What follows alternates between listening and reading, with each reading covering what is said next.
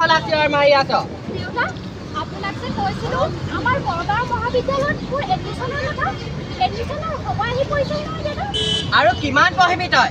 যিমান পঢ়াব লগা আছে পঢ়ালো, এতিয়া ঘৰতে থাকি কাম বনহি।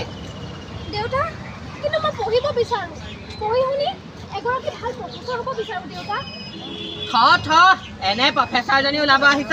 দেখিছোঁ নহয় বাহিৰলৈ গৈ কি হৈছে চা এয়া বাতৰিত। দেউতা মই তেনে ছোৱালী নহয় আৰু মই তেনে হ'বও নিবিচাৰোঁ।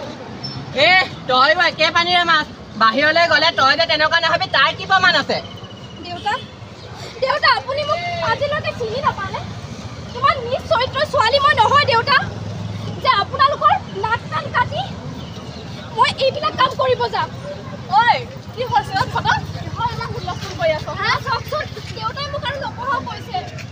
ঐ ছোৱালী মাক, তই ছোৱালীক বুজা, তাই আৰু পঢ়িব নোৱাৰে।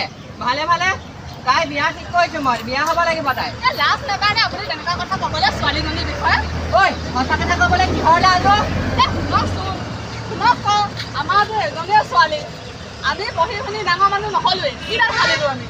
আমাৰ এজনীয়ে ছোৱালী ন, এইক আমি পঢ়াই শুনাই ডাঙৰ মানুহ কৰাব লাগিব। ঐ চুপ, মই যি কৈছোঁ তাকে হ'ব। মুঠতে তাই বিয়াত বহিব লাগিব।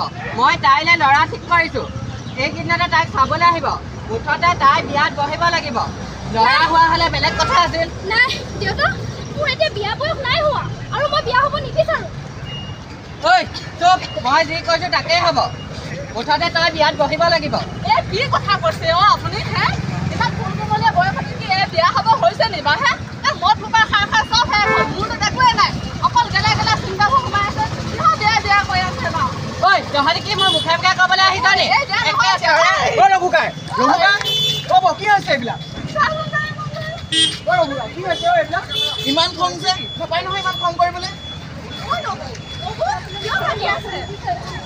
ৰশ্মি কি হৈছে তহঁতৰ? আমি আকৌ ভাবিছোঁ তহঁতৰ ঘৰৰ পৰা আহোঁগৈ বুলি। এই খগেনৰ দোকানত আকৌ মই আকৌ বহি আছিলোঁ, বোলে তহঁতৰ বোলে এইবাৰ বোলে ছোৱালীজনীয়ে বোলে হায়াৰ ছেকেণ্ডেৰীত বোলে ভালকৈ বোলে পাছ কৰিছে। আমি ভাবিলোঁ সকলোৱে মিলি পিনি সৰু সুৰাকৈ এটা সম্বন্ধ এটা বনাই থওঁগৈ। তহঁতৰ ইয়াত আহি পিনি দেখিছোঁ গোটেই দেখোন কাজিয়া, নাপায় নহয়।